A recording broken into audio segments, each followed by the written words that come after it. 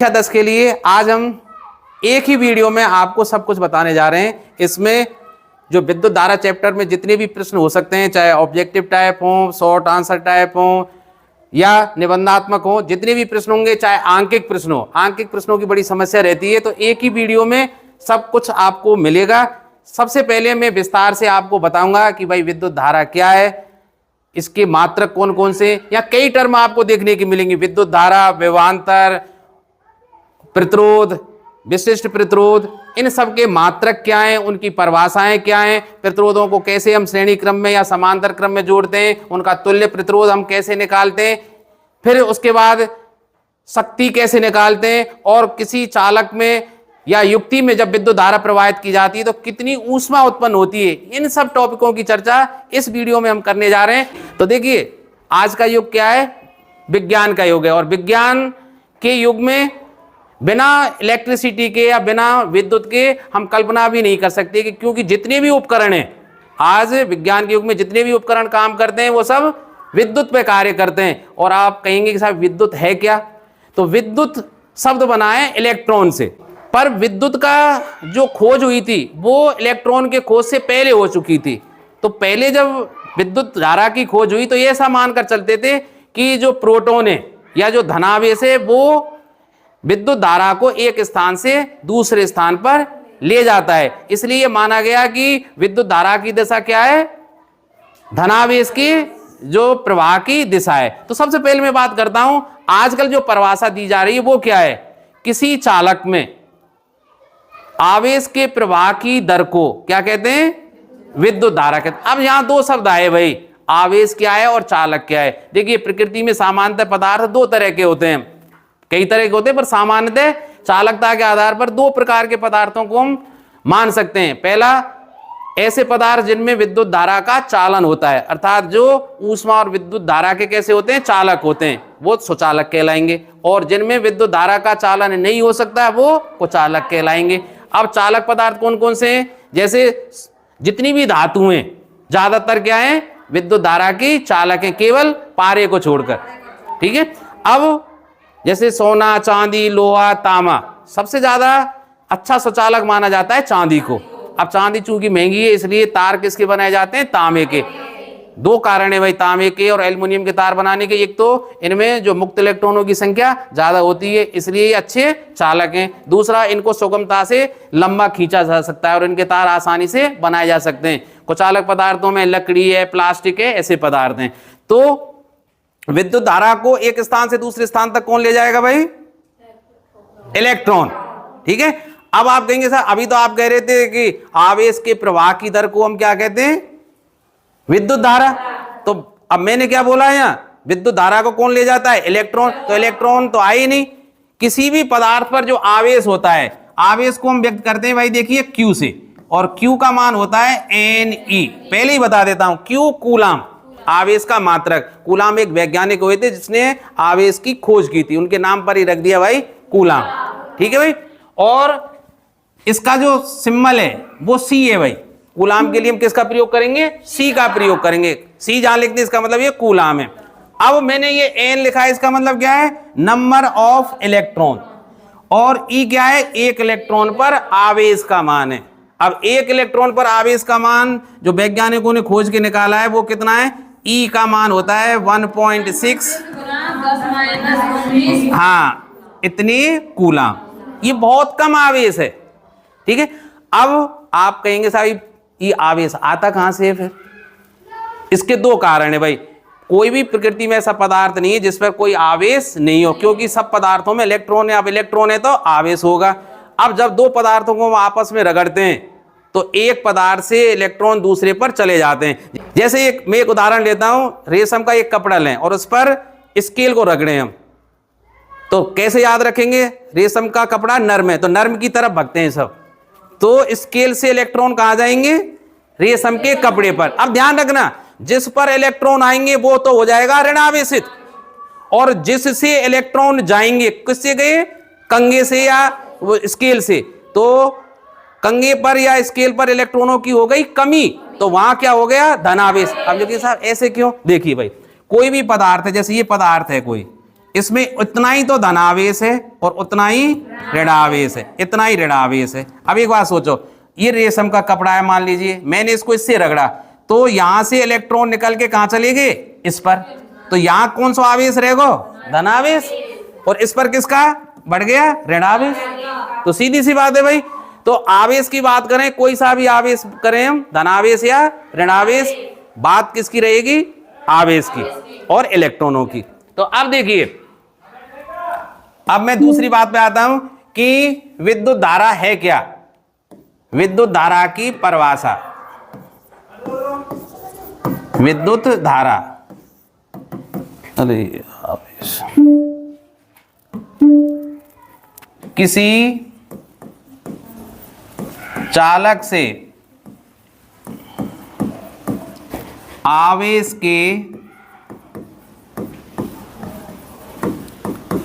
प्रवाह की दर को विद्युत धारा कहते हैं भाई। तो सही परिभाषा तो ये कि कोई, जैसे ये चालक है, मान लीजिए कोई एक बिंदु ले लेते हैं यहां P, इस P बिंदु से कितने समय में कितना आवेश प्रवाहित हो रहा है, वो क्या कहलाएगी, इस चालक के इस बिंदु पर प्रवाहित धारा का मान। मैं ये मान के चलता हूं कि किसी, देखिए सही कैसे लिखेंगे, किसी चालक के किसी बिंदु से, किसी चालक के किसी बिंदु से यदि t सेकंड में q आवेश, कितना q आवेश, हाँ, प्रवाहित होता हो तो उस बिंदु से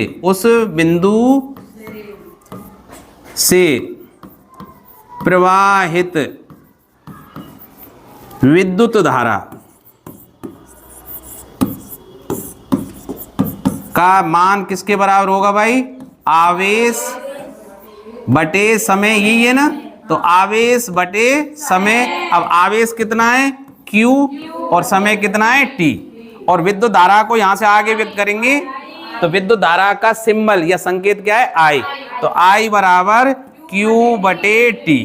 ठीक, अब एक बात सोचो, यदि मैं T बराबर क्या रख दूं, 1 सेकेंड, T बराबर क्या रख दूं, 1 सेकेंड, तो I बराबर क्या हो जाएगा भाई, Q। इसका मतलब क्या हो, सीधे सीधे कि किसी चालक से 1 सेकेंड में जितना आवेश प्रवाहित होता है वह उस चालक में प्रवाहित धारा का मान होता है। तो धारा की एक नई परिभाषा कैसे लिख सके कि 1 सेकेंड में किसी चालक से प्रवाहित आवेश का मान ही उस चालक में धारा का मान होता है। ठीक है, तो अब देखिए मैं बात करूं धारा का मात्रक, धारा का मात्रक, धारा का मात्रक कैसे ज्ञात करेंगे भाई। धारा का मात्रक ज्ञात करने के लिए देखिए, धारा का सूत्र क्या है, I बराबर Q बटे T। ठीक है, अब धारा का मात्रक जो SI मात्रक है, ध्यान रखना भाई, धारा का SI मात्रक क्या होता है, एम्पियर, एम्पियर होता है। ठीक है भाई, इसका मतलब अब देखिए, इसमें मैं बताया ना था कि I बराबर क्या है, Q बटे T, तो I की जगह क्या लिख सकता हूं मैं, एम्पियर, I की जगह क्या लिख सकें, एम्पियर। Q अर्थात आवेश, आवेश को नापते हैं कूलाम में, और ध्यान रखना भाई यहां से आगे समय को नापते हैं सेकंड में। ठीक है भाई, तो अब अगर मैं निकालूं परिभाषा किसकी, 1 एम्पियर की, अगर 1 एम्पियर की परिभाषा निकाली तो इसको भी 1 कर दीजिए, इसको भी 1 और इसको भी 1। ठीक है भाई, इसका मतलब यदि किसी चालक से 1 सेकंड में 1 कूलाम आवेश प्रवाहित हो रहा है तो चालक से प्रवाहित धारा का मान कैसे समझा सके। मान लीजिए कोई ये चालक है, इसके बिंदु P से यदि 1 सेकंड में 1 कूलाम आवेश निकल के जा रहा है, कितना, 1 सेकंड में यहां से लेके यहां तक कितना जा रहा है, 1 कूलाम आवेश, तो इस बिंदु से प्रवाहित धारा का मान क्या होगा? 1 एम्पियर। ध्यान रखना, एम्पियर को कैसे लिखते हैं? हाँ, बड़ा ए लिख देते हैं, ठीक है। अब एम्पियर क्या है? बड़ा मात्रक है भाई, ध्यान रखना भाई।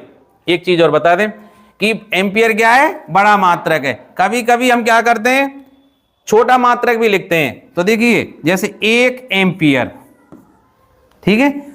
और मात्रक भी इस्तेमाल करते हैं हम, मिली एम्पियर। ये क्या है? Milli ampere. या एम छोटा है भाई, ध्यान रखना, एम छोटा है, ए बड़ा है। एक और मात्रक है माइक्रो एम्पियर, ये तो क्या है? Milli ampere. क्या है? Milli ampere. और ये क्या है? Micro ampere. आप सुनो भाई, क्या अंतर है भाई? 1 मिली एम्पियर में कितने हो? 10 की घात -3 एम्पियर। ज्यादा घबराने की जरूरत नहीं है। देखो मिली एम्पियर लग रहा हो तो बाम में काई को भाग दे दो, है ना। इसको एम्पियर बनाने में काई को भाग दे देंगे 1000 को। और 1 माइक्रो एम्पियर बराबर काई के हो भाई? 1 माइक्रो एम्पियर। ये मिली एम्पियर और ये माइक्रो, ये कितना हुआ? 10 की घात -6 एम्पियर।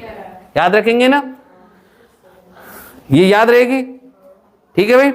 अब मैं एक और बात करता हूं कि भाई अभी मैं थोड़ी देर पहले बात की कि भाई 1 कूलाम, क्यू, एक सूत्र बताया था ना मैंने आपको कि क्यू बराबर क्या होता है?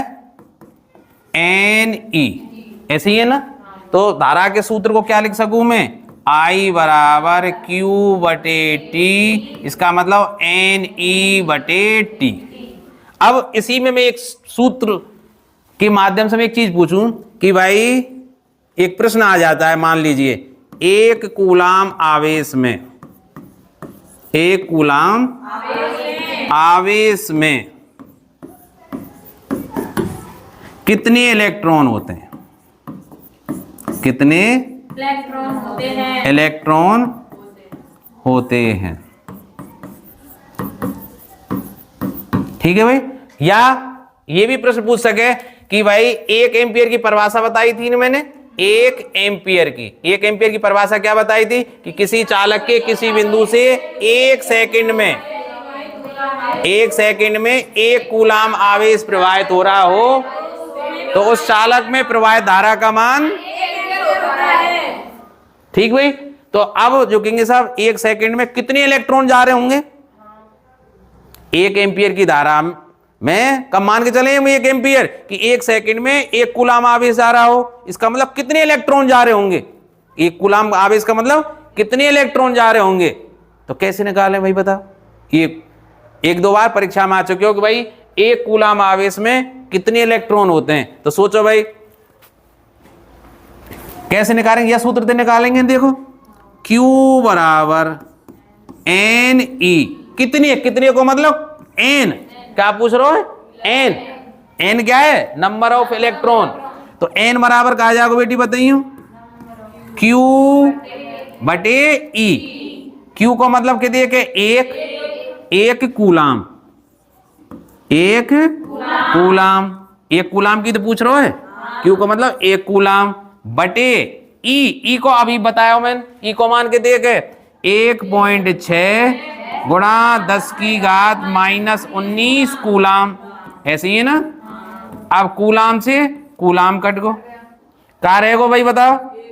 1 बटे 1.6। और देखो ये 10 की घात -19 कहां चले जाएगा? ऊपर। तो ये यहाँ को बदल जाए चिन्ह। जब घात को नीचे से ऊपर या ऊपर से नीचे ले जाएं तो घात का बदल जाता है चिन्ह। 10 की घात -19 नीचे है, ऊपर जाके प्लस में हो जाएगा। ऐसे ही है ना। अब देखो 1 में 1.6 को भागना जा रहा हो ना, तो दशमलव हटाओ भाई। तो दशमलव हटाएंगे तो यहाँ कितने हो जाएंगे? ये 0। तो 10 में 16 को भागा वो नहीं जा रहा हो, तो फिर क्या करूं? यहाँ में तो 1 0 ले लो, 1 0 यहाँ में ले लूंगा तो ये कितने रह जाएंगे? 100। और बटे कितने रह जाएंगे? 16। और ये कितने रह जाएंगे? अरे नहीं, 10 की घात 18। एक यहाँ में ले ली ना भाई मैंने, सोचो 19 है, यहाँ का मतलब क्या है, एक पे 19 जीरो है, कितने के, अब मैंने एक जीरो इधर को ले ली तो कितने है 100, तो ये 18 रह जाएंगे ना, ये तो 100 है पर ये कितने रह जाएंगे 18। तो अब 100 में 16 को भाग देते हो, अब 100 में 16 को भाग दो भाई, 100 में 16 का भाग देंगे तो देखिए 16 छिक्की 96, बचे कितने 4, दशमलव लगा दे, 16 दूनी 32, बचे 8, 0, 16 पंजे 80, कितने आगे भाई बताओ, तो n बराबर 6.25 गुणा 10 की घात 18 इलेक्ट्रॉन। इसका मतलब जब एक बात करें ना, एक कूलाम आवेश कितने ही 6.25 गुणा 10 की घात 18। अब ये मजाक ना है, करो 10 की घात 18 कितने को है, इकाई, दहाई, सैकड़ा, हजार, 10,000, लाख, 10 लाख, करोड़, 10 करोड़, अरब, 10 अरब, खरब। अभी तो 12 पे पहुंचे हूं, कितने गएगे खरब हैं, और 18 में कितने कह जाएंगे जन, कितने खरब। इसका मतलब कहे तो दई छोटी सी बात कितनों कि भाई एक कूलाम आवेश है, पर एक कूलाम आवेश मजाक है क्या, मजाक ना है ना। इसका मतलब इतने इलेक्ट्रॉन हो, और ये छोटी बात नहीं है भाई, बहुत बड़ी बात है। ठीक है, बात आई समझ में। अब बात करें भाई हम दूसरी चीज की, चलो अब बात करते हैं हम विभव और विभवांतर, विभव एवं विभवांतर।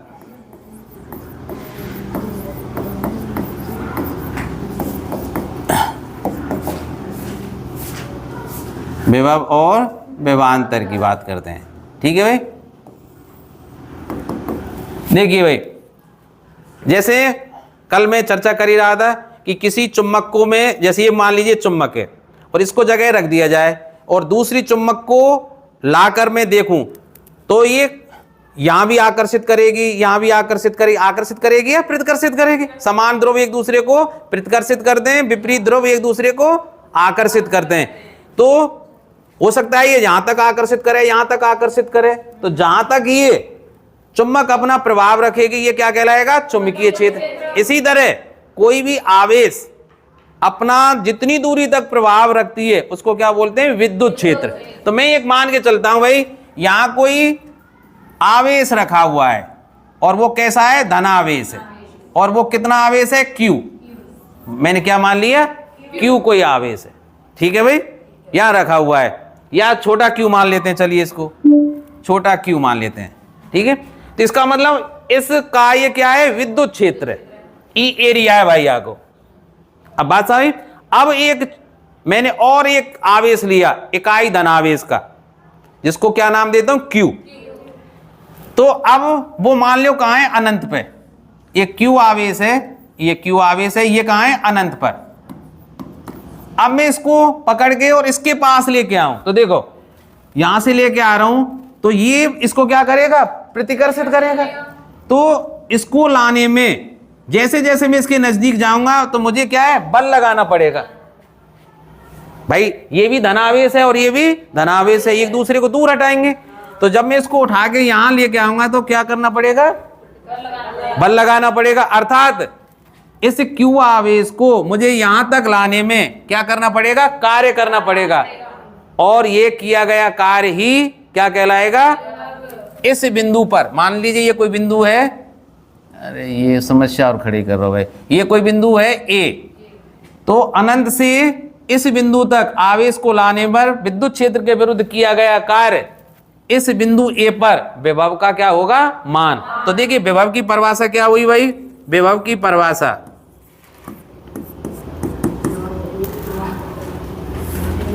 इकाई धनावेश को, मैं अभी बता दूंगा, पर इकाई धनावेश को अनंत से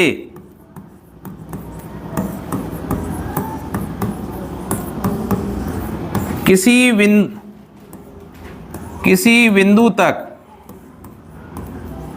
लाने में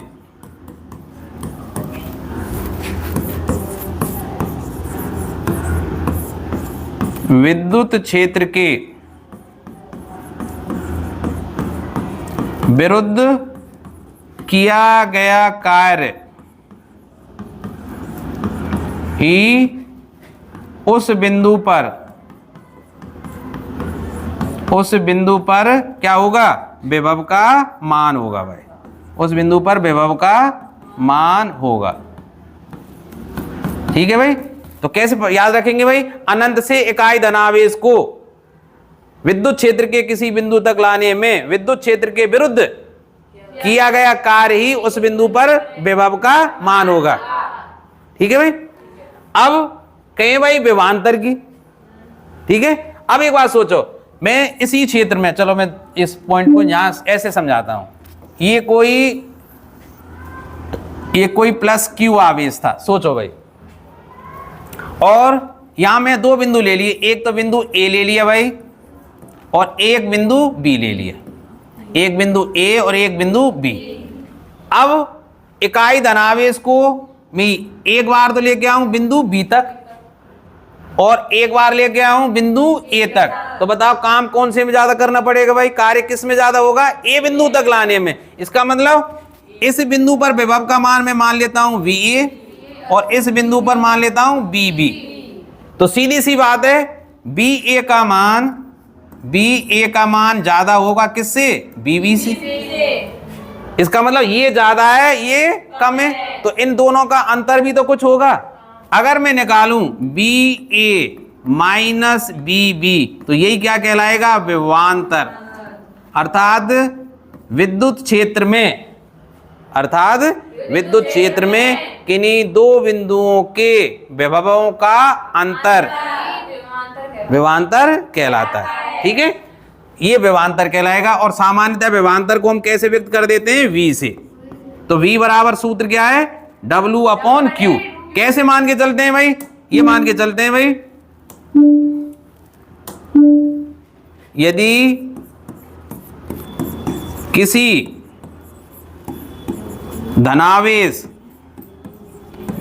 धनावेश Q को विद्युत क्षेत्र के किसी बिंदु तक लाने में किया गया कार्य W हो, कार्य को क्या बोलते हैं, W अर्थात वर्क हो, तो उस बिंदु पर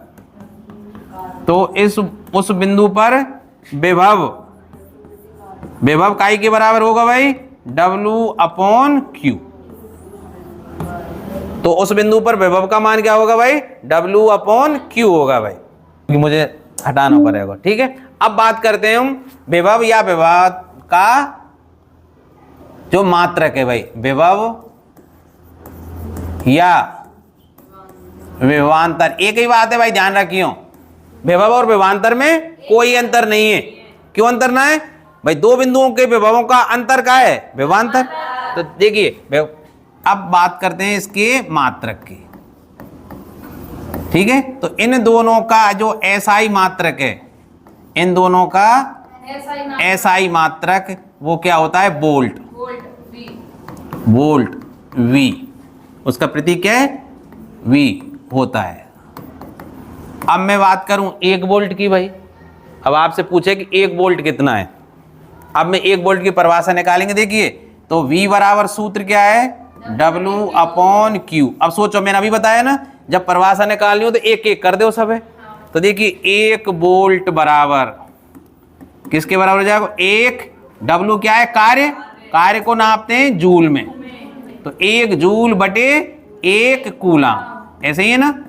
इसका मतलब परिभाषा कैसे लिखेंगे 1 वोल्ट की, 1 कूलाम आवेश को अनंत से, ध्यान रखिए वही परिभाषा है, 1 कूलाम आवेश को अनंत से विद्युत क्षेत्र के किसी बिंदु तक लाने में किया गया कार्य यदि 1 जूल हो तो उस बिंदु पर विभव का मान 1 वोल्ट होगा। कैसे लिखेंगे, दोबारा से सुन लो। यदि 1 कूलाम आवेश को विद्युत क्षेत्र के किसी बिंदु तक लाने में विद्युत क्षेत्र के विरुद्ध किया गया कार्य 1 जूल हो तो उस बिंदु पर विभव का मान क्या होगा? 1 वोल्ट होगा। ठीक है भाई।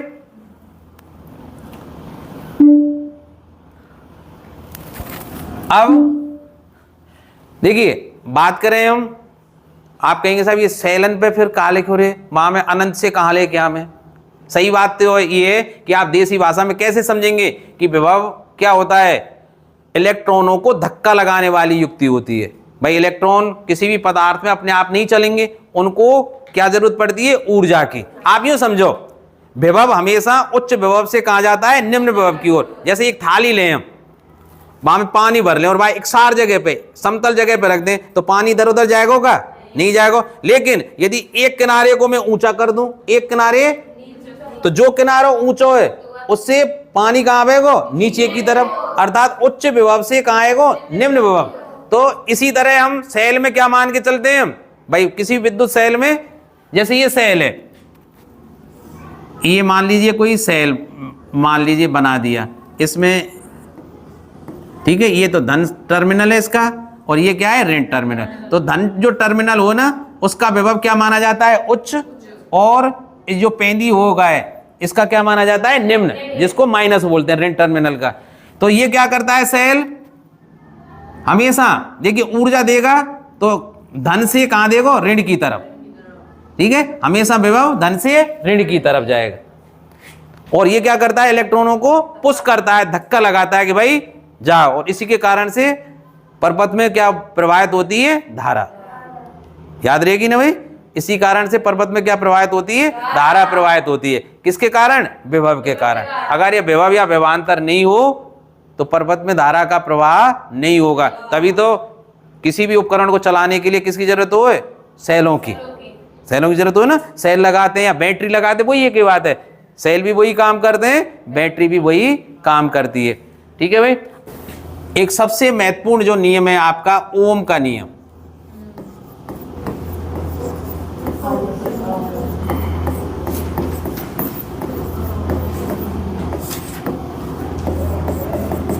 किसका? ओम का नियम। ठीक है, ध्यान से पढ़ना भाई, ये बहुत महत्वपूर्ण है। अब ओम का नियम है क्या? सुनो, जर्मन के एक वैज्ञानिक हुए थे, पहले सुन लो, थोड़ी सी मैं भूमिका बता दूं। जर्मन के एक वैज्ञानिक हुए थे, सर जॉर्ज साइमन ओम। उसका पूरा नाम क्या था? ओम। उन्होंने एक प्रयोग किया भाई, उसने अनेकों चालकों में विद्युत धारा को प्रवाहित किया और उसके सिरों का क्या नापा? विभवांतर नापा। और उस आधार पर एक नियम दिया। क्या किया उसने? चालक, किसी चालक को लिया उसने और उसमें विभिन्न मान की धारा प्रवाहित की, और हर बार धारा के मान को प्रवाहित करने के बाद उस चालक के सिरों का क्या नापा? विभवांतर नापा। ठीक है, और एक संबंध दिया उसने, नियम दिया, उसी को क्या बोलते हैं हम? ओम का नियम। तो उसने क्या बताया कि यदि किसी चालक की भौतिक अवस्था अपरिवर्तित रहे। अब आप जो कहेंगे साहब भौतिक अवस्था क्या है? मतलब जब प्रयोग कर रहे हैं उस तार की ना तो लंबाई बदलनी चाहिए, ना उसके अनुप्रस्थ काट का क्षेत्रफल बदलना चाहिए, ना ताप बदलना चाहिए। ठीक है, मतलब किसी चालक की यदि भौतिक अवस्था कैसी रहे? स्थिर रहे, तो उसके सिरों का विभवांतर उसमें प्रवाहित धारा के अनुक्रमानुपाती होता है। समझ में आई कुछ? क्या बोला मैंने भाई? बताइए भाई। यदि किसी चालक की भौतिक अवस्था क्या रहे? स्थिर रहे, तो उस चालक के सिरों का विभवांतर उसमें प्रवाहित धारा के अनुक्रमानुपाती होता है, और यही क्या है? ओम का नियम है। ठीक है, तो अब देखिए, यदि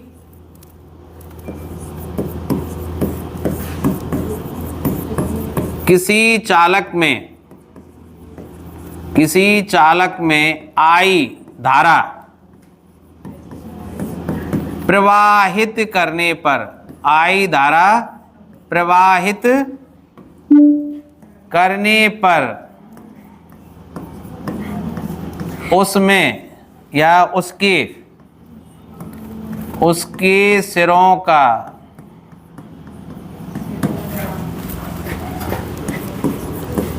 विभवांतर उसके सिरों का विभवांतर v हो तो ओम के नियम से, तो ओम के नियम से ओम ने क्या कहा कि किसी चालक के सिरों का विभवांतर v उसमें प्रवाहित धारा के अनुक्रमानुपाती होता है। देखो विभवांतर इकाई को चिन्ह अनुक्रमानुपाती का, तो विभवांतर अनुक्रमानुपाती होता है I के।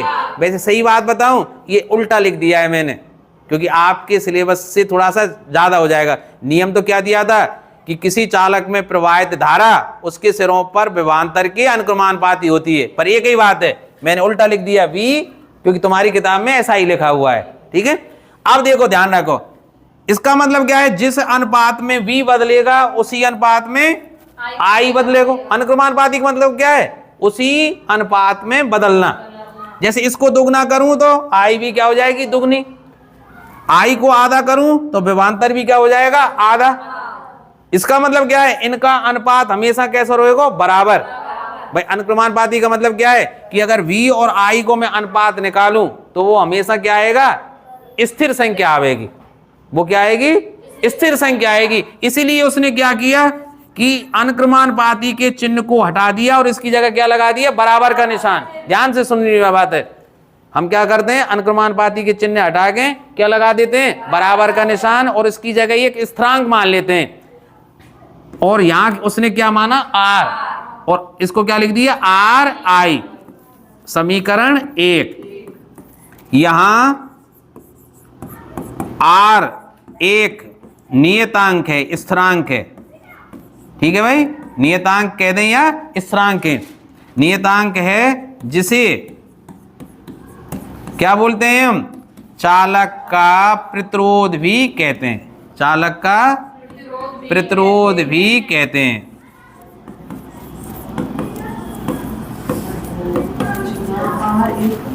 अब बताऊंगा मैं अभी, भाई चालक का प्रतिरोध का ही देखें, अभी रुको थोड़ा सा, है ना। इसका मतलब चालक का प्रतिरोध कैसे निकाल सकें भाई हम, तो यहां R निकाल सकें, या तो कैसे निकाल सकें, R बराबर V बटे I। तो एक बहुत बड़ा सूत्र आ गया भाई कि चालक का प्रतिरोध हमेशा स्थिर रहेगा, है ना। बार बार बदलो V और I के मान को तो वो हमेशा क्या रहेगा, स्थिर आएगा। तो V बटे I ये चालक के प्रतिरोध का सूत्र है भाई। तो इस पर कई न्यूमेरिकल बनते हैं। अब इनको याद कैसे रखें, इसको याद कैसे रखें भाई, देखो लिख लीजिए है ना, याद कैसे रखें। अब बात चीज सुनो, पहले आप एक त्रिभुज बनाओ, इनको याद करने की एक ट्रिक बता देता हूं मैं आपको। क्या बनाए, त्रिभुज बनाए। त्रिभुज तो बना देंगे ना भाई, और मैंने इसको इस तरह से कर लिया और यूं याद रखियो। देखियो भाई, ये क्या लिख दियो मैंने, V, ये I और ये R, कोई बात नहीं। अब देखो जब V की पूछे, जब किसकी पूछे, V की, तो देखो V बराबर तो क्या हो जाएगा, इसमें I,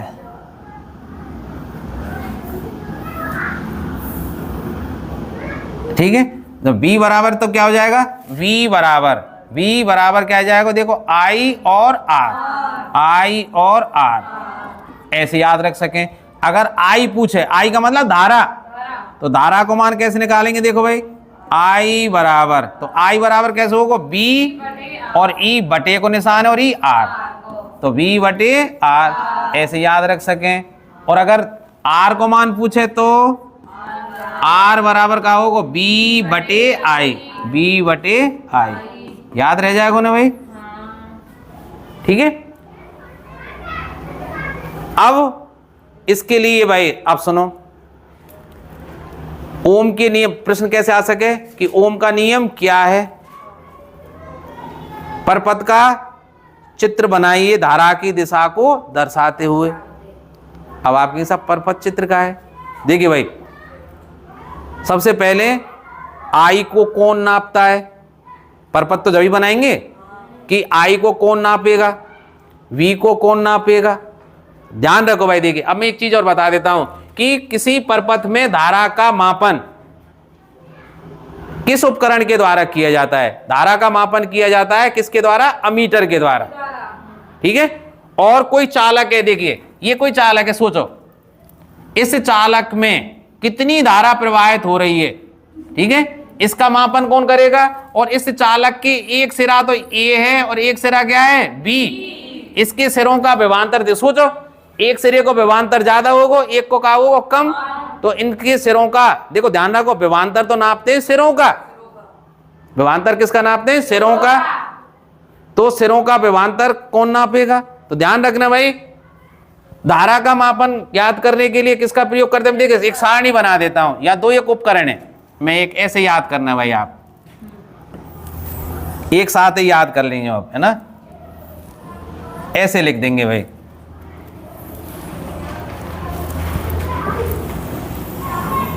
ठीक है, यहां चलो यहां लिख देता हूं मैं अमीटर, ये क्या काम करता है, ठीक है, और यहां वोल्ट मीटर, अपने आप ही पता लग गया होगा, अमीटर या वोल्ट मीटर। ओम का नियम अभी वापस आएंगे हम ओम के नियम पे, पहले सीख लीजिए अमीटर और वोल्ट मीटर क्या है। अमीटर क्या काम करता है, परपथ में धारा का मान ज्ञात करता है, ठीक है भाई, परपथ में धारा का मान। और ये क्या करता है भाई, ये क्या करता है बताओ, याद है क्या, ये क्या वोल्ट मीटर क्या करता है, चालक के सिरों का विभवांतर ज्ञात करता है, वोल्टेज कितना है, विभवांतर ज्ञात करता है। आप सुनो भाई दूसरा, इसको कैसे जोड़ते हैं, इसका प्रतिरोध होता है कम, प्रतिरोध कम क्यों है, क्योंकि धारा को मान चाहिए और प्रतिरोध का मान ज्यादा, प्रतिरोध का मतलब है रुकावट, रुकावट किसके मार्ग में, धारा के मार्ग में। तो अमीटर का प्रतिरोध बहुत कम होता है, बिल्कुल शून्य होता है। और आदर्श अमीटर का यूनिट टाइप में आ सके, एक आदर्श अमीटर का प्रतिरोध कितना होता है, शून्य। तो अमीटर का प्रतिरोध नगण्य होता है, नगण्य का मतलब बहुत कम, जीरो के बराबर, जीरो तो नहीं होता किसी का भी, सही बात तो ये, नगण्य का मतलब बहुत कम।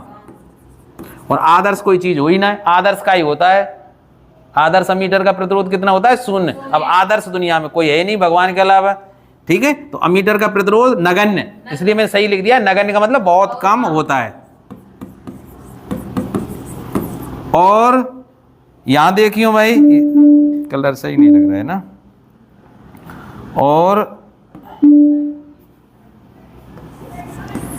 वोल्ट मीटर का प्रतिरोध कितना हुआ है भाई, वोल्ट मीटर का प्रतिरोध कैसा होता है, अनंत, बहुत अधिक, बहुत अधिक, कितना होता है, अनंत। उल्टो है ना, ध्यान रखियो, इसका तो बहुत कम, वोल्ट मीटर का। अब क्यों, अगर वोल्ट मीटर का प्रतिरोध कम होगा तो विभवांतर नापे कैसे, ठीक है, इसमें तो धारा जान ही नहीं चाहिए, या को काम धारा को थोड़ी है, इसका काम क्या है, विभवांतर का पता लगाने के लिए। और वैसे देखो विभवांतर और धारा कैसे हैं, अलग अलग है, बिल्कुल उल्टे हैं एक दूसरे के। तो जब ये विभवांतर नापेगो, इसका मतलब तू धारा से मत छेड़छाड़ कर, और जब धारा से छेड़छाड़ नहीं करेगो तो धारा नहीं जानी चाहिए। और धारा कब नहीं जाएगी इसके अंदर, जब इसका प्रतिरोध क्या हो, अनंत, रुकावट अनंत हो। अब ध्यान रखो, इसको कैसे जोड़ते हैं भाई, ध्यान रखना भाई, अमीटर को परपथ में श्रेणी क्रम में जोड़ते हैं, परपथ में कौन से क्रम में जोड़ते हैं, श्रेणी क्रम में, श्रेणी क्रम में जोड़ते हैं। और इसको दो सिरों के मध्य जोड़ेंगे, और दो सिरों के मध्य जोड़ेंगे तो वो कैसे आएगा, समांतर क्रम, ठीक है। वोल्ट मीटर को परपथ में कैसे जोड़ते हैं, समांतर क्रम। और समांतर क्रम का दूसरा नाम क्या है, पार्श्व क्रम, यानी एक ही बात है, ध्यान रखना, पार्श्व बोलो या समांतर, समांतर क्रम में जोड़ते हैं।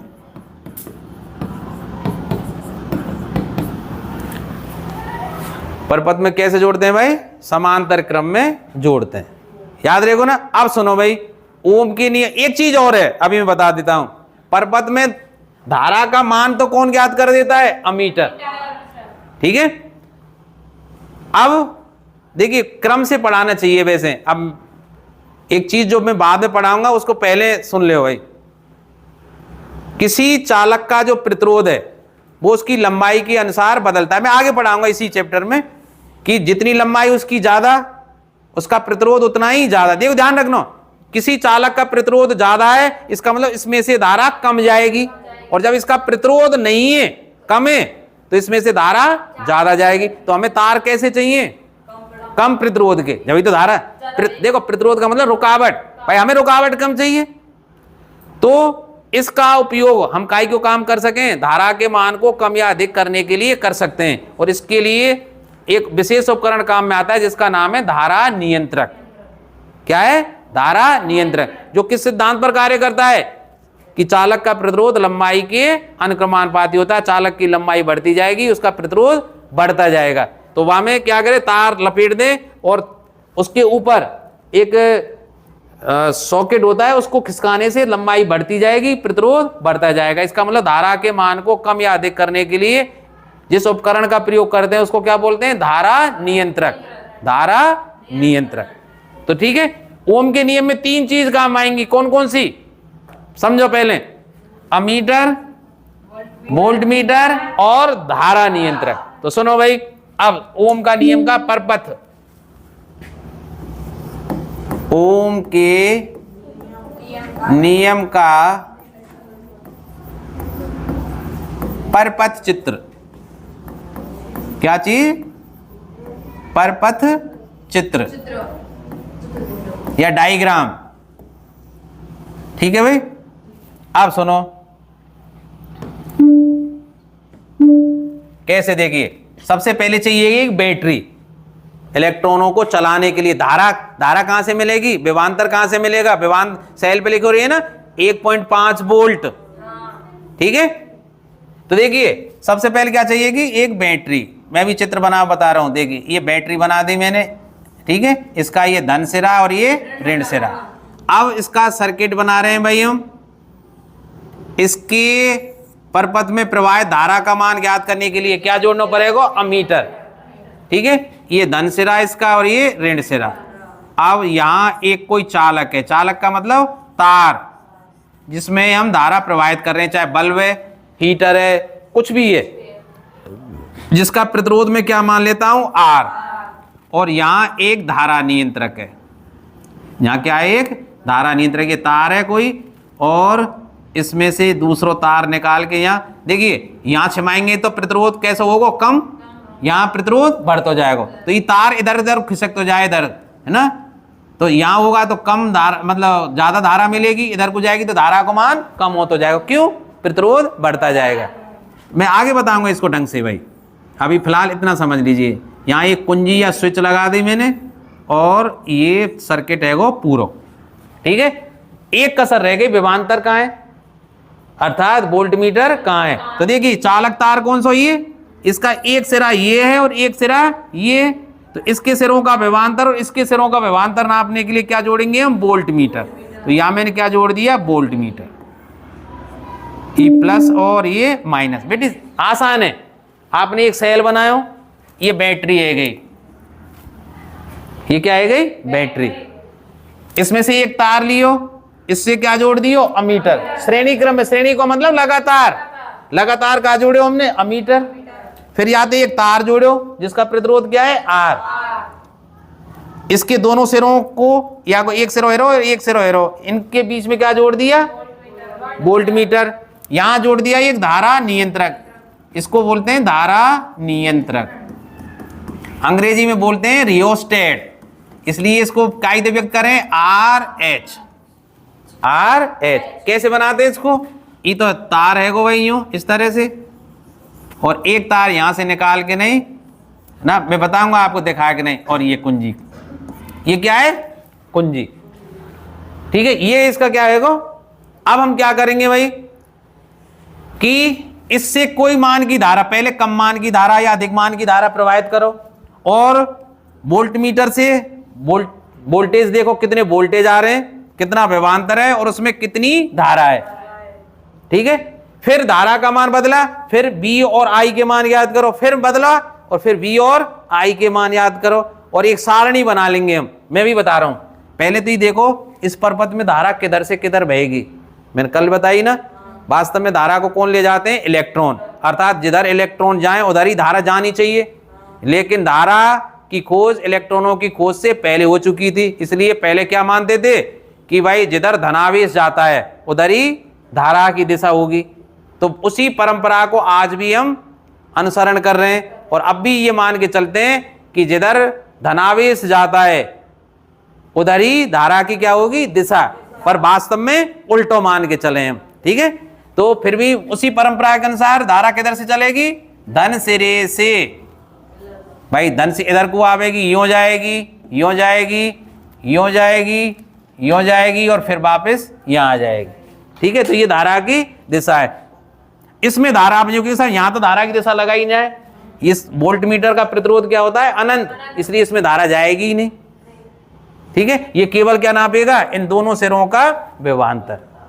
तो मैंने पहले बताया ना, पहले इससे धारा को मान रखो कम और वोल्ट मीटर और अमीटर की रीडिंग निकाल लें, फिर धारा को मान बढ़ाओ या इधर को खिसका दिलाओ, तो फिर वोल्ट मीटर और अमीटर की क्या ले दी हमने, रीडिंग।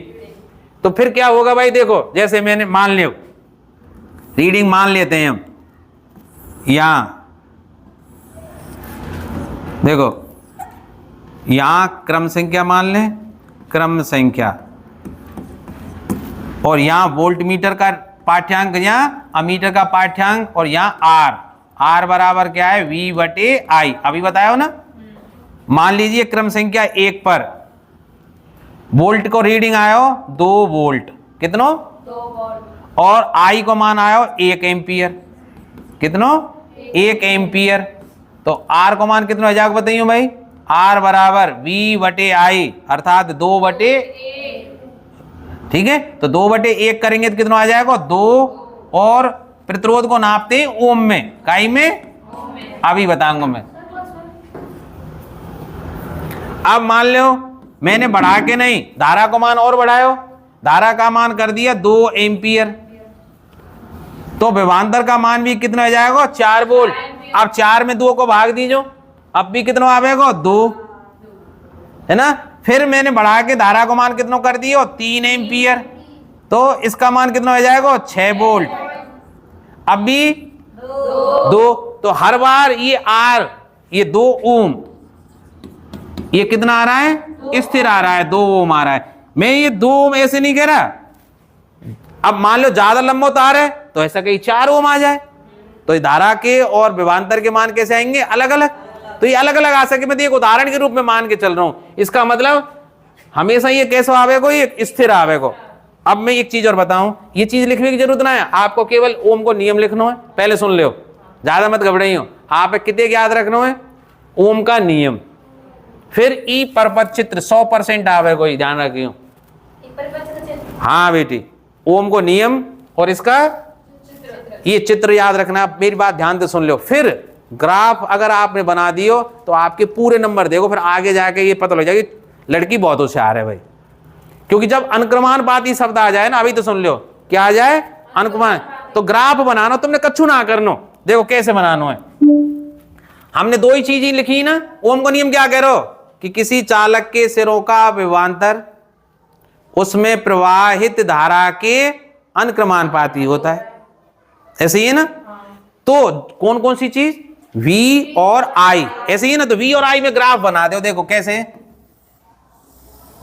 यहां तो V ले लियो आपने और यहां का ले लियो I, इधर को I बढ़ रही है और इन दोनों के बीच का जो ग्राफ है, अरे भाई तू कहां जाए,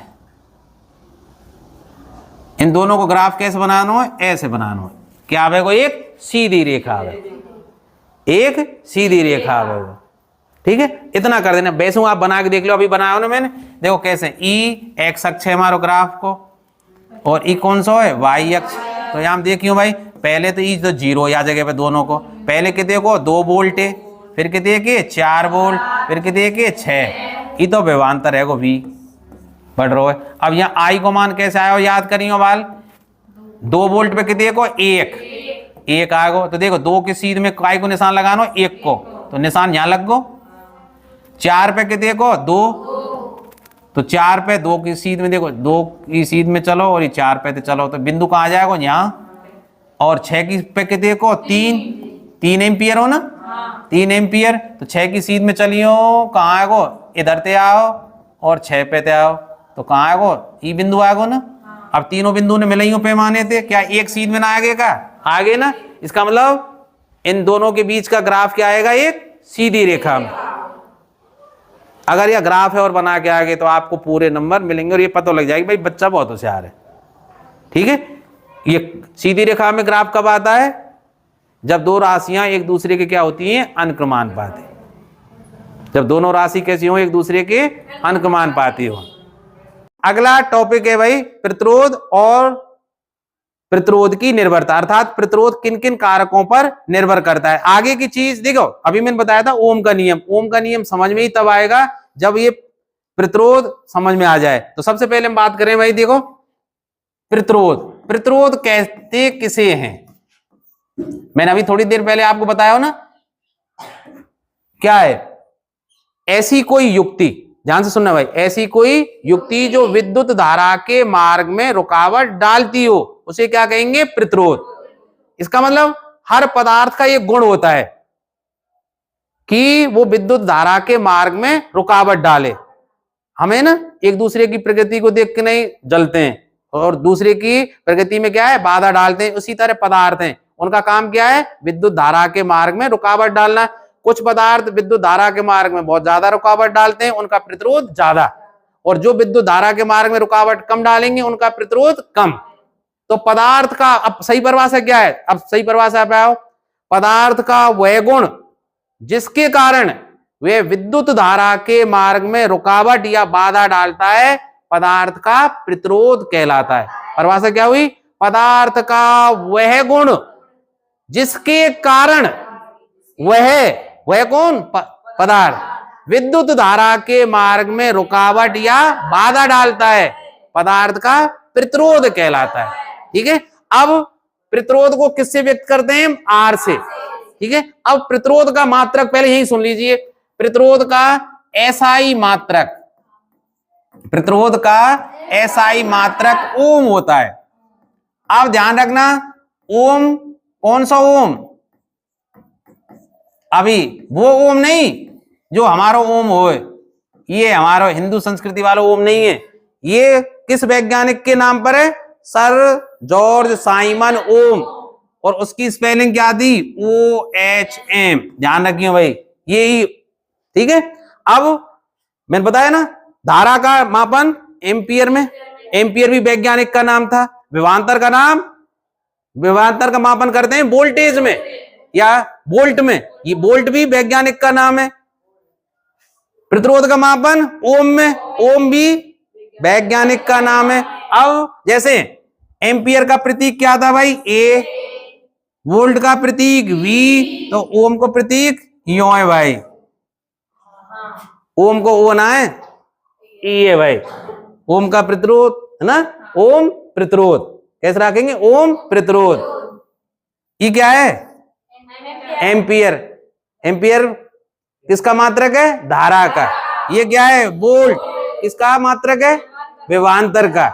ठीक है, अब भाई सुनो, अब मैं बात करूं, आपसे पूछे 1 ओम का ही देखें तो 1 ओम का मान कितना होता है। ओम को नियम ध्यान करो, ओम का नियम क्या था, V बराबर I R, R चाहिए ना हमें, ओम के नियम से R बराबर क्या होता है, V बटे I।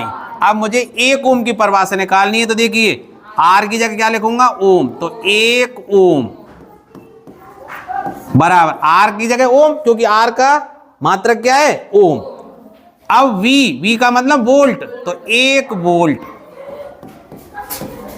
बटे I क्या है, धारा, धारा का मतलब 1 एम्पियर, 1 एम्पियर। इसका मतलब क्या है, यदि किसी चालक से 1 एम्पियर की धारा, नीचे से शुरू करते हैं, ध्यान रखो मैं हर परिभाषा में बता रहा हूं। यदि किसी चालक से 1 एम्पियर की धारा प्रवाहित करने पर उस चालक के सिरों का विभवांतर 1 वोल्ट हो तो उस चालक का प्रतिरोध 1 ओम होता है। देखो ध्यान रख से, ये कोई चालक है भाई, ये कोई चालक है, ये प्रतिरोध मान लियो मैंने, ठीक है।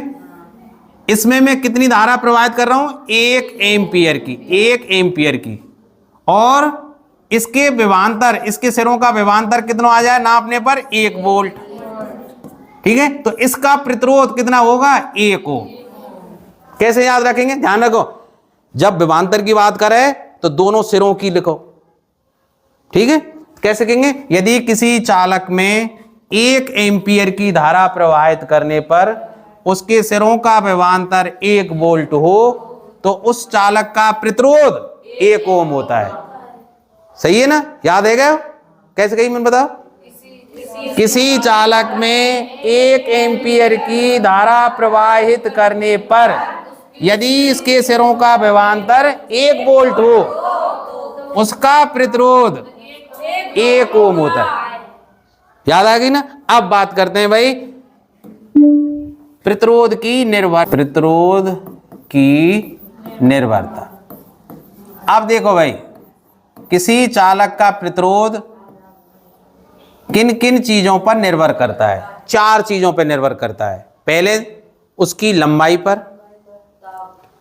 अनुप्रस्थ काट के क्षेत्रफल पर, उसके ताप पर, और जिसका वो बना हुआ है उसके पदार्थ पर। अब मैं एक एक करके ढंग से समझाऊंगा, थोड़ा सा एक दिमाग स्थिर रखियो और समझने का प्रयास करियो भाई। पहली बात है नंबर 1, चालक की लंबाई पर, चालक की लंबाई पर। अब आप कंफ्यूज तो ना आएंगे भाई?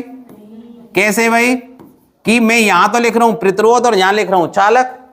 अरे चालक का ही तो प्रतिरोध होगा, जो भी धारा का चालन कर रहा है वो कुछ ना कुछ धारा के मार्ग में रुकावट डाल रहा है, तो रुकावट का मतलब प्रतिरोध। हर चालक का प्रतिरोध होता है, तो प्रतिरोध कौन को होगा? चालक को। तो जिस चालक का प्रतिरोध की बात कर रहे हैं हम, उसकी लंबाई पर निर्भर करेगा। और कैसे निर्भर करेगा? मैंने अभी थोड़ी देर पहले बताया, जितनी लंबाई बढ़ती जाएगी प्रतिरोध बढ़ता जाएगा, और अगर लंबाई घटाएंगे तो प्रतिरोध कम होगा। मतलब जिस अनुपात में लंबाई कम या अधिक करेंगे प्रतिरोध भी उसी अनुपात में कम या अधिक होगा। अर्थात ये एक दूसरे के कैसे? अनुक्रमानुपाती। तो कैसे लिखेंगे? चालक का प्रतिरोध, किसी चालक का प्रतिरोध, और प्रतिरोध को किससे व्यक्त करते हैं बेटी? किसी चालक का प्रतिरोध R, उसकी लंबाई, और लंबाई को किससे व्यक्त करते हैं? L के क्या होता है? अनुक्रमानुपात। एक ही बात है, या तो अनुक्रमानुपाती लिखो या समानुपाती। अनुक्रमानुपाती बेटी बोलो नहीं, अनुक्रमानुपाती होता है, ठीक है। और देखो मैंने अभी बताया ना, R प्रोपोर्शनल टू L, अभी थोड़ी देर पहले बताया ओम के नियम में। ये किसका चिन्ह है? इसका मतलब जिस अनुपात में L घटेगी या बढ़ेगी प्रतिरोध भी उसी अनुपात में कम या अधिक होगा। अब मैं एक बात पूछूं आपसे, सोचियो, कोई 10 मीटर लंबा तार है, सोचियो भाई, एक 10 मीटर लंबा तार है, उसका प्रतिरोध 20 ओम है भाई। कितना है? 20 ओम। अब मेरे का बताओ, मैं इसकी लंबाई आधी कर रहा हूं, अर्थात 5 मीटर लंबे तार का प्रतिरोध कितना हो जाएगा? कितना हो जाएगा? अरे आधा हो जाएगा। जब भाई जिस अनुपात में, किस अनुपात में घटियो आधो करो तो प्रतिरोध भी क्या होगा? आधा। अब इसी तार को ध्यान रखियो, तार वही है, तार ना बदलियो मैंने। अब ये 10 मीटर लंबा लियो जब तो प्रतिरोध कितना है? 20 ओम। इसी को अगर मैं 40 मीटर लंबा ले लूं तो प्रतिरोध कितना होगा? 80। ठीक है भाई। इसका मतलब अगर किसी तार को काट कर मैं आधा कर दूं तो उसका प्रतिरोध भी कैसा हो जाएगा? आधा। लंबाई दुगना कर दूं तो प्रतिरोध याद रहेगी ना बात। दूसरा क्या है? चालक के अनुप्रस्थ काट के क्षेत्रफल पर भी निर्भर करता है। कैसे भाई? देखो भाई, अनुप्रस्थ काट का क्षेत्रफल मतलब जैसे ये कोई तार है ना, ये क्या है, मान लो ये तार हो तो ये क्या है, इसका अनुप्रस्थ काट का क्षेत्रफल। एक बात सोचो, जैसे ये कोई तार है, बेलनाकार हुए ना तार, अब ये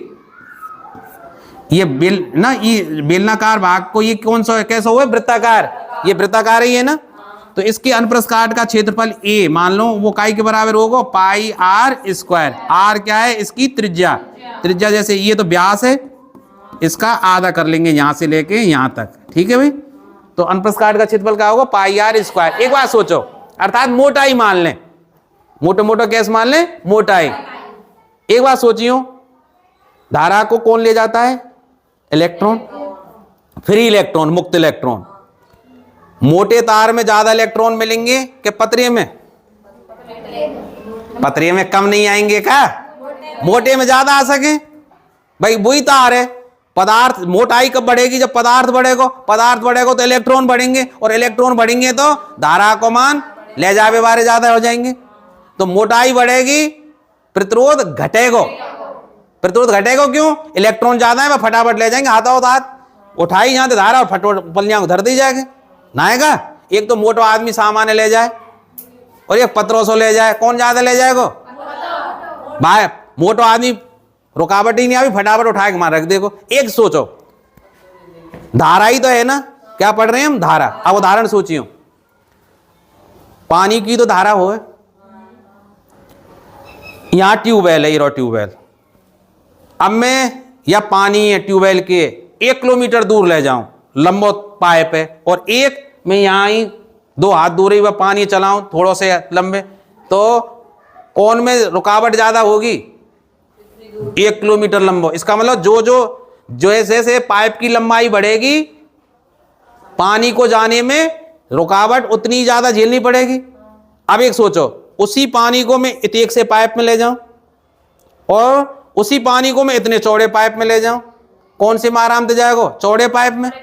इसका मतलब जिसका अनुप्रस्थ काट का क्षेत्रफल ज्यादा है वहां में पानी आसानी से जा रहा है, इसका मतलब उसका प्रतिरोध कम है।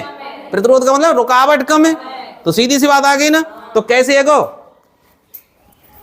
चालक का प्रतिरोध, किसी चालक का है ना, किसी चालक का प्रतिरोध है ना, प्रतिरोध को कैसे व्यक्त करें हम, आर से, उसके अनुप्रस्थ काट के क्षेत्रफल के कैसा हुआ बताओ, क्षेत्रफल ए के व्युत्क्रमानुपाती होता है। कैसा हुआ है, व्युत्क्रमानुपाती। उल्टो ना एरो होगा, क्षेत्रफल बढ़ रहा है, प्रतिरोध घट रहा है, क्षेत्रफल कम एरो है, प्रतिरोध बढ़ रहा है, तो उल्टो एरो ना। उल्टे तो क्या बोले, व्युत्क्रमानुपात, और व्युत्क्रमानुपाती याद ना रहे तो विलोमानुपाती लिख दीजिए। व्युत्क्रमानुपाती होता है। अब आप कहेंगे साहब यार लिखेंगे कैसे गणितीय रूप में, कैसे लिखेंगे, आर निशान बुई लिखेगा समानुपाती को, पर उल्टो समानुपात है, उल्टो या अनुक्रमान कैसे हो, 1/a। तो या का मतलब क्या है, चालक का प्रतिरोध R अनुप्रस्थ काट के क्षेत्रफल के व्युत्क्रमानुपाती होता है, उल्टा अनुपात में होता है। आराम से लिख लीजिए। अब समझो भाई, 2 चीज लिख दी मैंने, मैं क्या इन दोनों को एक संग ना लिख सकूंगा। पहली चीज क्या लिखी मैंने, भाई बताओ, R प्रोपोर्शनल टू L, ई तो पहली बात लिखी। दूसरी क्या लिखी, ऐसी लिखी ना, इन दोनों ने एक साथ मिला के लिखूं बेटी, R प्रोपोर्शनल टू L/A ना लिख सकूं का। और मैंने अभी थोड़ी देर पहले जब ओम का नियम पढ़ाया था क्या बतायो, कि या अनुक्रमानुपाती के चिन्ह हटा में, बराबर को निशान लगा में, तो लगाओ तुम या कैसे लिख सकूं आर बराबर कोई, अब जो कहेंगे वहां तो मैंने आर मान लियो स्थिरांक, अब यहाँ आर तो पहले ही लिख रहा हूं, आर ना मानू है ना। ये दो हैं, इनके मोह रोए रोए से लग रहे हैं ना, को अच्छे मोह लग रहे हैं का ना, तो एल को मोह अच्छा हो ना और ना पढ़ावे वाले को, तो कैसे लिख दूं, या स्थिरांक मान लो ये यूं रो रोए से मोह को, इसको क्या बोलते हैं रो, अभी बताऊंगा। इधर स्थिरांक है, ये तो दोनों ऐसे ही लिखेंगे ना एल बटे ए, तो क्या लिखूंगा यहाँ इस समीकरण का आएगा 3, यहाँ रो, ये क्या है नाम इसका रो, अभी बताऊंगा रो क्या है, एक स्थिरांक है या नियतांक है, नियतांक है जिसे क्या बोलते हैं स्पेशल चीज बोलते हैं, जिसे चालक का विशिष्ट प्रतिरोध, भाई देखो प्रतिरोध तो है ही, तो ये क्या है विशिष्ट प्रतिरोध, विशिष्ट प्रतिरोध, और विशिष्ट प्रतिरोध का दूसरा नाम भी है क्या है प्रतिरोधकता, प्रतिरोधकता रेजिस्टिविटी, क्या बोलते हैं भाई प्रतिरोधकता कहते हैं, इसको बोलते हैं स्पेसिफिक रेजिस्टेंस और इसको बोलेंगे रेजिस्टिविटी।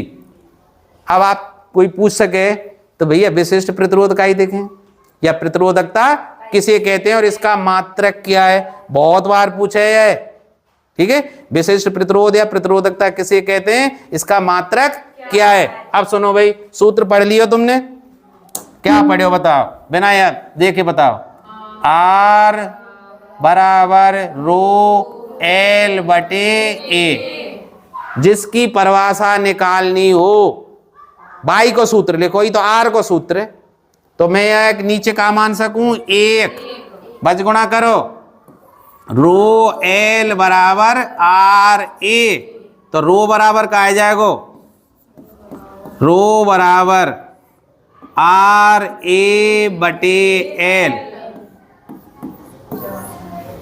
ठीक है भाई। फिर मैंने परिभाषा निकालने को तरीका का बताओ, सबने एक एक कर दो, सबने क्या कर दो एक एक कर दीजो।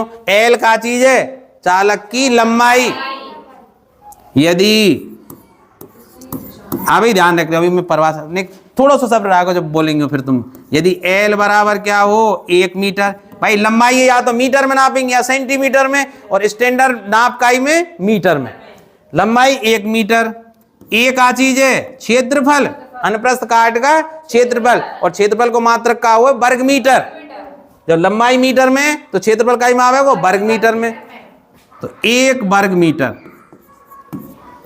1 वर्ग मीटर, तो भैया रखियो, तो रो बराबर का आ जाएगा, पहले समझ लियो ढंग से, तो रो बराबर का आ जाएगा आर, 1 की जगह 1 और एल की जगह 1, तो रो बराबर का आएगा आर, रो बराबर का आएगा, घबराएगा का, घबराओ मत, रो का चीज है विशिष्ट प्रतिरोध, आर का है प्रतिरोध, इसका मतलब प्रतिरोध को विशिष्ट प्रतिरोध कब बोलेंगे, यदि 1 मीटर लंबाई वाले चालक और 1 वर्ग मीटर अनुप्रस्थ काट वाले चालक हो हमारे पास, तो उसका जो प्रतिरोध होता है उसी को क्या बोलेंगे, क्या परिभाषा हुई, इकाई लंबाई, या तो 1 मीटर बोलो या इकाई बोलो, 1 मीटर लंबाई और 1 वर्ग मीटर अनुप्रस्थ काट क्षेत्रफल वाले चालक के प्रतिरोध को ही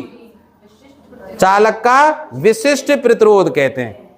अब एक बात सोचियो, इसका मात्रक कैसे निकालें, ये तो परिभाषा है गई, विशिष्ट प्रतिरोध, विशिष्ट प्रतिरोध, या मैं लिख दूं भाई प्रतिरोधकता, प्रतिरोधकता का मात्रक बताओ, बहुत ज्यादा पूछा है भाई, है कैसे निकालेंगे, सूत्र है देखियो भाई, रो बराबर का है आर ए बटे एल, ई है ना, या सूत्र में मात्रक करने रख दो, अपने आप आ जाएगा, कछु ना करना, देखो रो बराबर आर का है प्रतिरोध, और प्रतिरोध का ऐसा ही मात्रक अभी बताओ ओम, क्या हो, कहा लिख दूं आर की जगह क्या लिख दूं? ओम गुणा ए वर्ग मीटर। अभी लिखो ना, ए अनुप्रस्थ काट का क्षेत्रफल है तो ये क्या है? वर्ग मीटर। तो इसका मतलब मीटर पे वर्ग बटे लंबाई। लंबाई क्या है? मीटर। तो भैया या मीटर ते ही वर्ग कट गो ना कट गो। वर्ग मीटर को मतलब मीटर गुणा मीटर। 1 मीटर कट गो, 1 मीटर रहेगो तो रो बराबर का आएगो? ओम गुणा मीटर। तो क्या आएगो भाई बताओ? तो प्रतिरोधकता का मात्रक, प्रतिरोधकता या विशिष्ट प्रतिरोध का मात्रक क्या आएगो बताओ? ओम गुणा मीटर। ओम गुणा मीटर। याद रहेगो कई? ओम गुणा मीटर। कई कोई कितनी चीज पढ़ी आपने? धारा का मात्रक एम्पियर। धारा का मात्रक किस उपकरण से नापते हैं? अमीटर से। विभव का मात्रक वोल्ट। किससे नापते हैं? वोल्ट मीटर से। किससे नापते हैं? और प्रतिरोध का मात्रक ओम। और विशिष्ट प्रतिरोध का ओम गुणा मीटर। ओम गुणा मीटर। अब एक बात सोचो, मैं एक प्रश्न लिखता हूं भाई।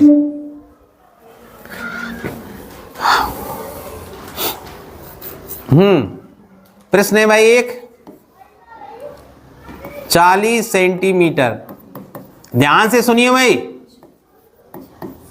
चालक की प्रतिरोधकता। अब देखो ध्यान रखें, प्रतिरोधकता का मतलब विशिष्ट प्रतिरोध है ये के बाद 6.8 गुणा 10 की घात -8 ओम गुणा मीटर है। हमें अभी बताऊंगा साहब इतने ऐसे क्यों लिख दिया आपने, अभी बताऊंगा ना। आप कछु भी प्रश्न पूछो शायद आंसर दे पाऊंगा तुम्हारा, है ना। मीटर है यदि चालक की लंबाई, यदि चालक की लंबाई आधी कर दी जाए, आधी कर दी जाए तो प्रतिरोधकता कितनी होगी? प्रतिरोधकता क्या होगी बताओ?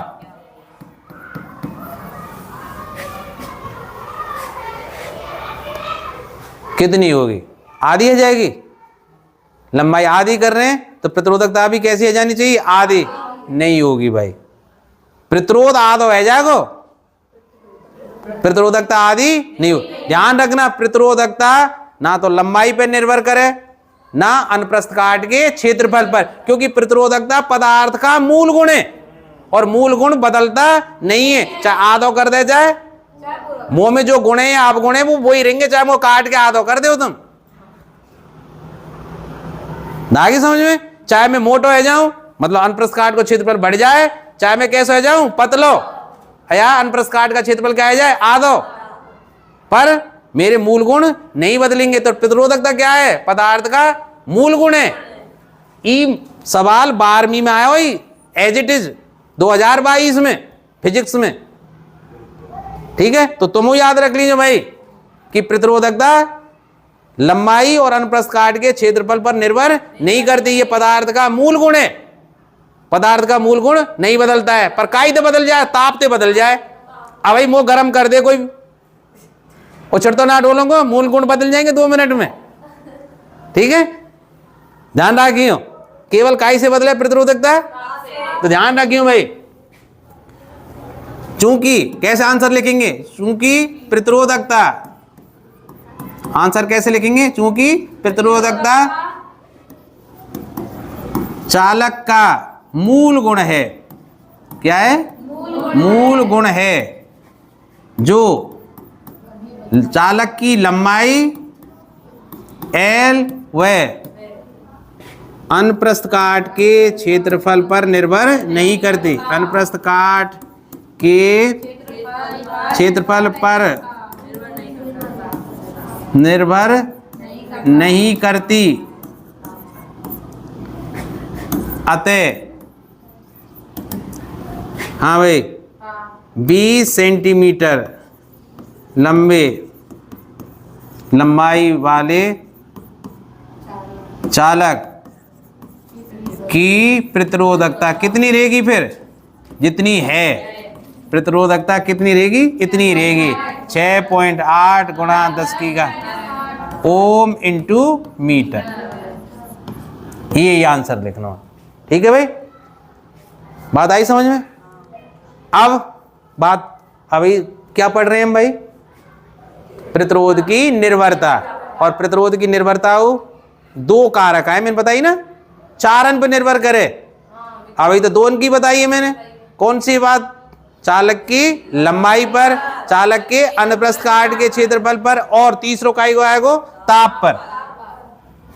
देखिए भाई नंबर 3, चालक के ताप पर।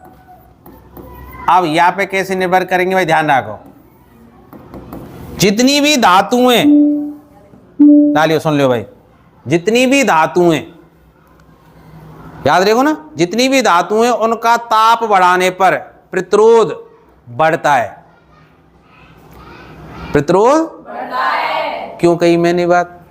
सोचो भाई, कोई भी तुमने देखे होंगे ना, तुम्हारे घरों में उपकरण है, जब ये गर्म हो जाए, खराब हो जाए ना, क्योंकि उनका प्रतिरोध बढ़ जाता है। ठीक है, किसी भी धातु में या किसी भी चालक में जब धारा प्रवाहित करते हैं तो इलेक्ट्रॉन तेजी से गति करेंगे, और तेजी से गति करेंगे तो आपस में टक्कर वो करेंगे, जिससे उनका तापक्रम बढ़ जाता है और वो खराब हो जाते हैं। तो धातु जितनी भी हैं उनका प्रतिरोध बढ़ता है। लेकिन कुछ और पदार्थ होते, देखो 2-3 तरह के पदार्थ बताए, मुख्य 2 तरह के, चालक और कुचालक। इनके बीच की ओर हों जिनने बोले अर्धचालक।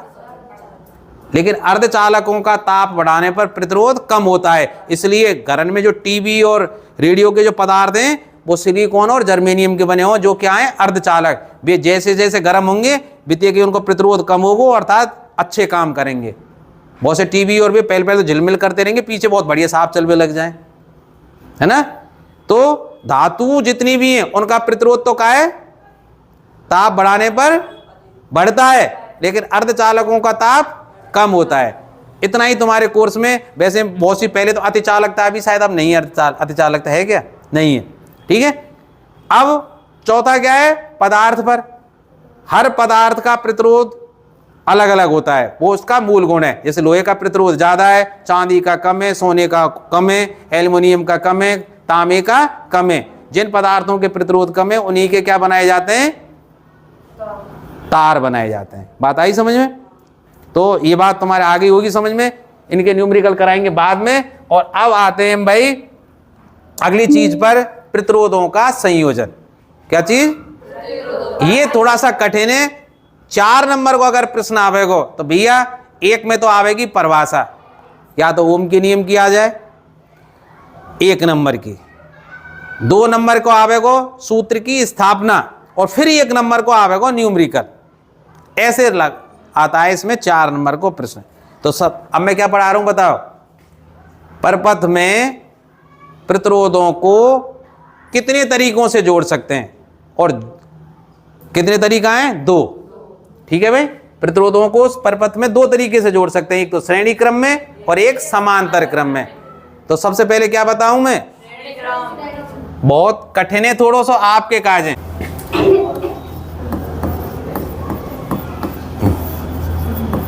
प्रतिरोधों का श्रेणी क्रम संयोग। अब सोचिए भाई, इसका मतलब हमारे पास कितने प्रतिरोध होने चाहिए? कम से कम 2 तो होने चाहिए। जब बहुवचन में है ना प्रतिरोध, प्रतिरोधों को कैसे दर्शाते हैं परपथ में? अभी बताया ना मैंने, कैसे दर्शावे भाई बताओ? ऐसे ही दर्शावे ना। एक प्रतिरोध ई है, इसका प्रतिरोध मैंने क्या मान लियो? R1। क्या मान लियो? R1। भाई एक है तो R ही मान लेंगे। अब कई है तो R1 R2 R3 ऐसे मानते जाओ। एक प्रतिरोध और ले लियो, जिसका प्रतिरोध क्या मान लियो मैंने? R2। एक और ले लियो जिसका प्रतिरोध क्या है? R3। अब इनको श्रेणी क्रम में जोड़ना है। किस क्रम में जोड़ना है? अब सोचियो भाई, श्रेणी को मतलब क्या है? एक के बाद एक। अब मेरे का सुनो भाई, ई तो यहाँ को ए से रो, ई क्या है? बी से रो, ई यहाँ को सी और इसका डी, ई कैसे जोड़ेंगे भाई? देखो, पहला प्रतिरोध का अंतिम सिरा बी, इसको जोड़ दो दूसरे प्रतिरोध के पहले सिरे सी से। इसका मतलब बी को कनेक्शन तो कर दो सी ते, ठीक है भाई। और फिर दूसरे को अंतिम सिरा कौन है? डी, इसको जोड़ दो तीसरे के प्रारंभिक सिरे से, अर्थात एक के बाद एक जोड़ दें। कैसे जोड़ दें? एक के बाद एक। तो ये क्रम क्या कहलाएगा? प्रतिरोधों का श्रेणी क्रम। तो परिभाषा क्या हुई? जब प्रतिरोधों को एक के बाद एक के क्रम में जोड़ते हैं तो इस प्रकार का संयोजन, अर्थात पहले प्रतिरोध के अंतिम सिरे को दूसरे प्रतिरोध के प्रारंभिक सिरे से जोड़ते हैं तो क्या होगा? श्रेणी क्रम संयोजन। तो मैं क्या करूं भाई? मान लेता हूं, ये तो समझ में आ गई, या हटा दूं?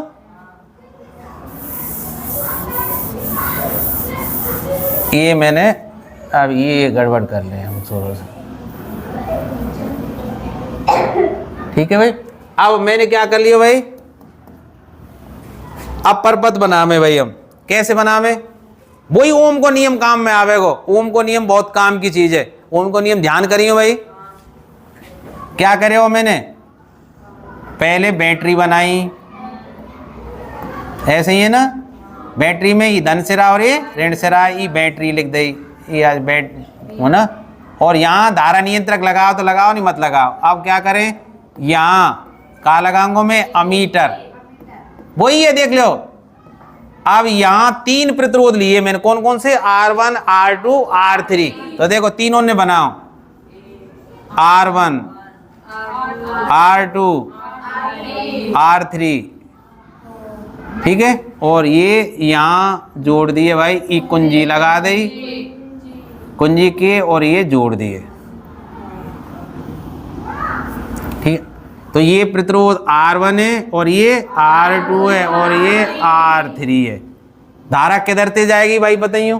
प्लस से इधर से जाएगी, यूं आएगी और यूं जाएगी। अब एक बात सोचियो, R1 में जितनी धारा जाएगी उतनी R2 में जाएगी, क्योंकि देखो यहां से कितनी धारा प्रवाहित कर रही है? I, और यहां कितनी निकल रही है? I। तो तीनों प्रतिरोधों में धारा का मान क्या होगा? समान। तो बहुत महत्वपूर्ण चीज है, या बहुत पूछे कि श्रेणी क्रम संयोजन में कौन सी चीज का मान समान होता है? धारा का मान। काई का मान?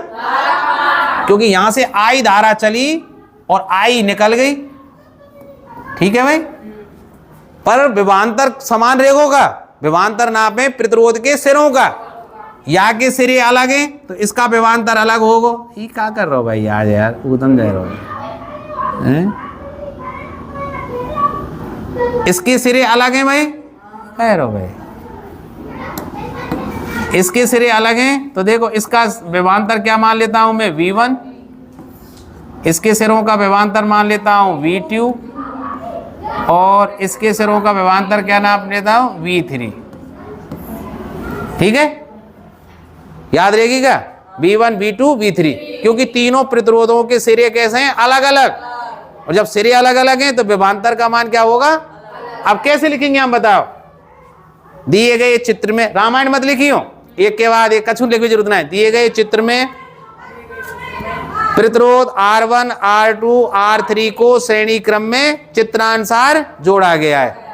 चूंकि तीनों एक ही क्रम में हैं या श्रेणी क्रम में, अतः धारा का मान क्या रहेगा? समान। लेकिन प्रतिरोधों के सिरे अलग अलग होने के कारण विभवांतर का मान अलग अलग रहेगा। तो कैसे लिखेंगे? इस प्रकार के संयोजन में पहले तो क्या लिख देंगे बताओ? पहले क्या लिखे होगा? दिए गए चित्र में तीन प्रतिरोध R1, R2, R3 को श्रेणी क्रम में जोड़ा गया है। इस प्रकार के संयोजन में, इस प्रकार के संयोजन में धारा का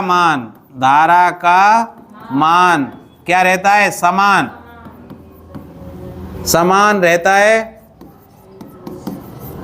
परंतु विभवांतर का मान विभवांतर का मान क्या होता है?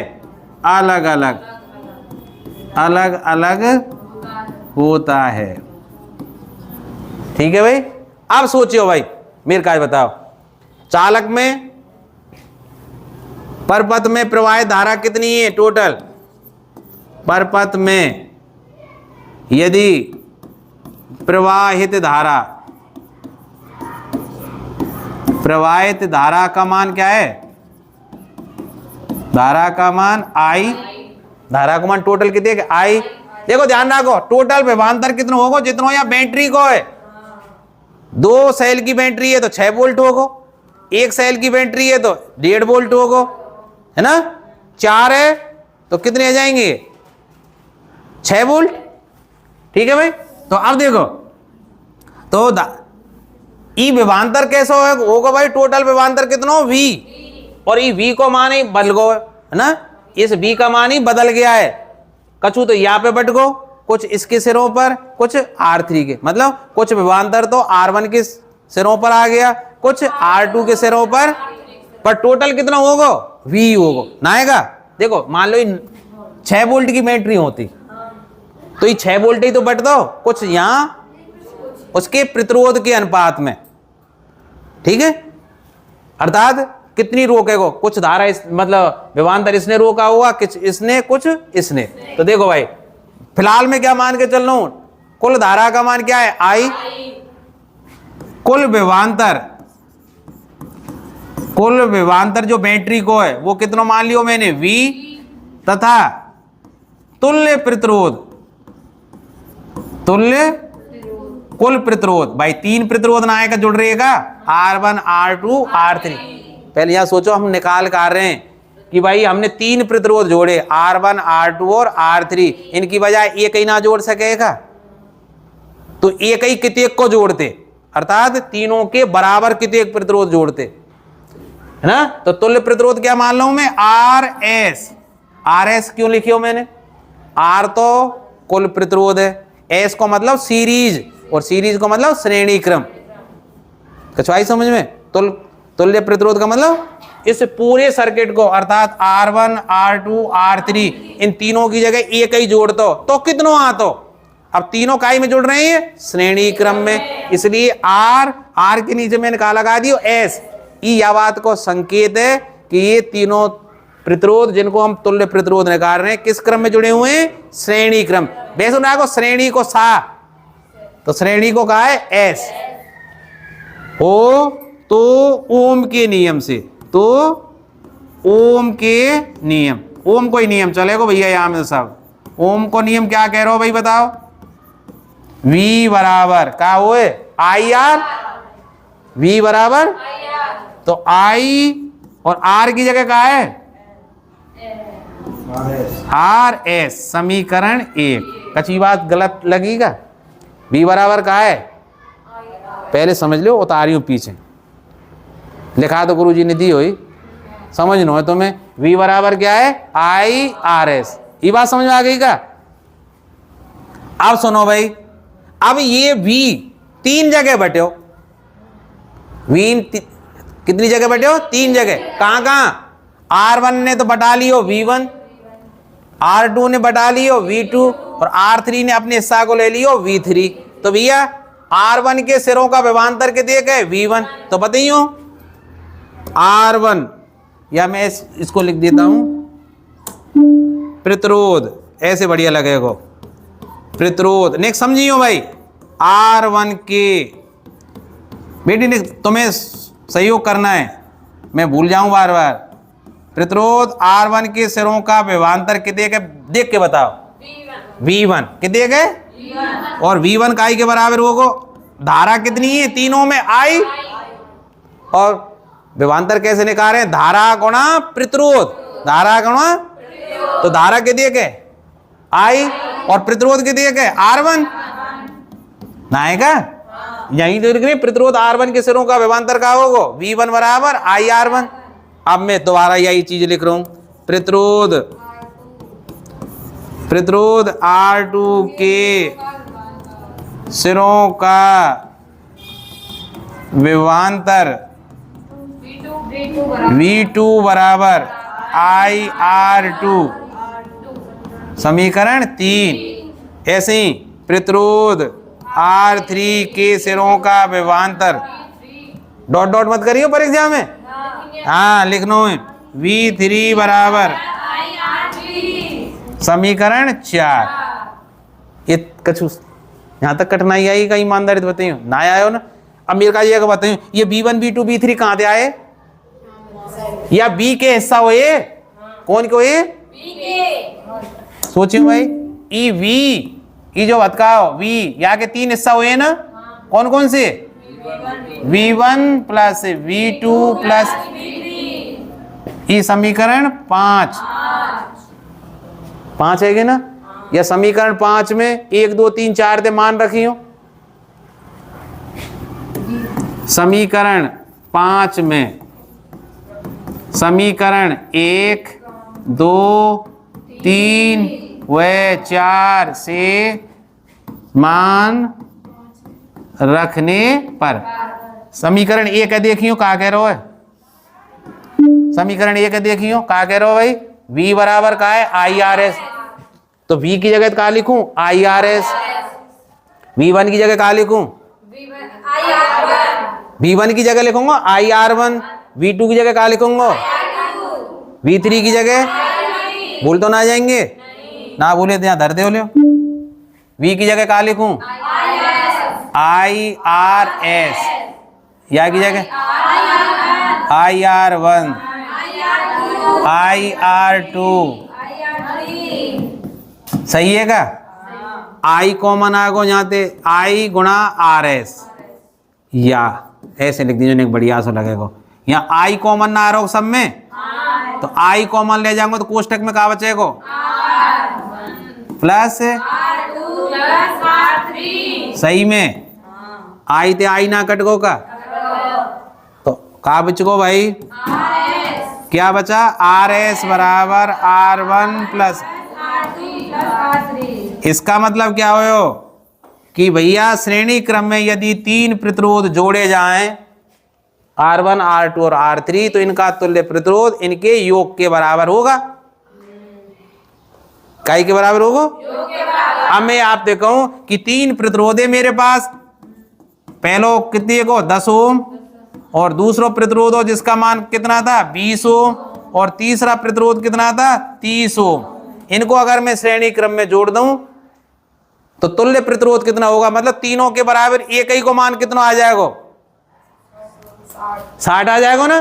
कैसे लिख देंगे, RS बराबर ऐसे ही लिखेंगे R1 plus R2 plus R3, अर्थात 10 ओम प्लस 20 ओम प्लस 30 ओम बराबर 60 ओम आ जाएगा ना। अब यह सवाल है, और ने बढ़ा दूं, यदि मैं इसको 120 वोल्ट की बैटरी से जोड़ता तो परपथ में प्रवाहित धारा का मान कितना होता, तो परपथ में प्रवाहित, कैसे सवाल आयो कि मेरे पास 3 प्रतिरोध, सवाल कैसा आयो कि 10 ओम 20 ओम और 30 ओम के 3 प्रतिरोधों को श्रेणी क्रम में संयोजित करके उसे 120 वोल्ट की बैटरी से जोड़ा गया, तो परपथ में प्रवाहित धारा का मान ज्ञात कीजिए, और 20 ओम के प्रतिरोध के सिरों का विभवांतर भी ज्ञात कीजिए। तो सबसे पहले तो हम क्या निकालेंगे, तुल्य प्रतिरोध। तुल्य प्रतिरोध निकाल दियो। अगली क्या पूछ रहे हो कि दूसरी बात क्या पूछ रहे हो कि परपथ में प्रवाहित धारा, परपथ में कैसे निकालें भाई बताइयो, प्रवाहित धारा, धारा कैसे निकालें, I बराबर का हुआ V बटे R। अरे ओम को नियम याद रखो, त्रिभुज में सवाल बताया था मैंने, V और I और ये R, तो क्या चाहिए मुझे, धारा, तो धारा I बराबर का होगा V बटे R, ऐसे ही ना।